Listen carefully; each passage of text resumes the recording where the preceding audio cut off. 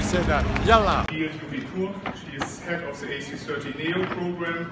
An engine update by Chris Davey. He is project director for the Trent 700, 900 and the Trent 7000 engine. And we will have also Patrick Touché. He is head of our flight and integration test department.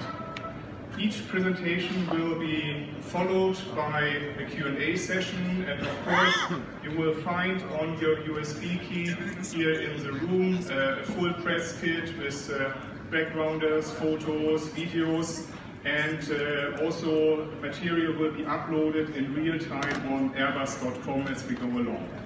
So we wish you an exciting day here today with us. Thanks again for coming, and I'm pleased to hand now over to Crawford Hamilton, who will tell you why our dear competitor is so concerned about our A330neo.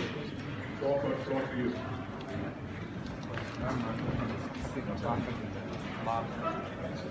Good morning, everyone.